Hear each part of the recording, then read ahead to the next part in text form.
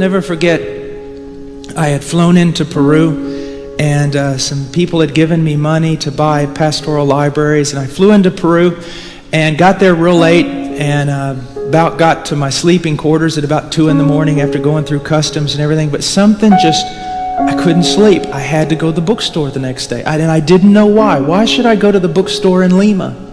But I just knew, I just couldn't even, I've got to go to the bookstore tomorrow. Well, you've got several days, we could do that later. No, I've got to go now. And remember, I took a taxi there and got there too early, and the doors weren't even open. It's the one good bookstore there in Peru. And I walk in, and I walk near the store, and I see this little man. And I could tell he was from the jungles of San Martin because I had worked there before. And I see him sitting there on the curb, kind of looking around. And I sat down beside him. I said, ¿Cómo estás? You know, what's going on? Where are you from? And he started telling me. We started talking about places I'd been, where he'd been. And I said, what are you doing all the way in Lima? He said, well, it took me 3 days to get here. Back of trucks, buses. And I said, well, what are you doing here? He goes, I'm pastoring. I've become a pastor. And he goes, my church gathered up some money for me to come buy some books. And when he said that, my heart just broke. Because I knew the money they gave him wasn't enough to buy a tract in that store.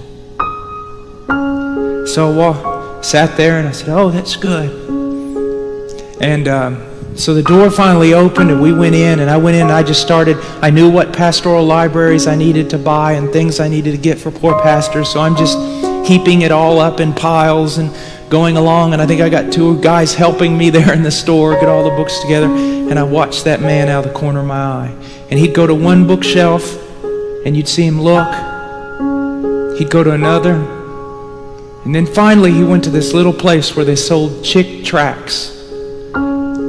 And I saw him pick out about 4. And just to look at his face, you know, and he walks up to the counter. It was like the greatest day of my life. He walks up to the counter. He bought them. He's just kind of standing there, and I walked over to him. I said, hey, how's it going, you know? He said, didn't even say anything. He was just broke. And I said, what books did you get? He goes, I didn't get any books.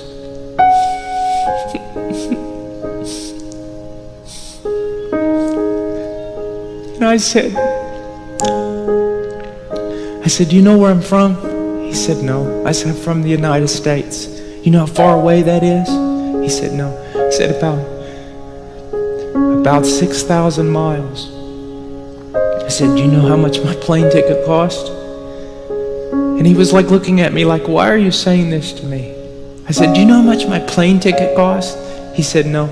I said, about $800. Do you know when I got here? He said, no.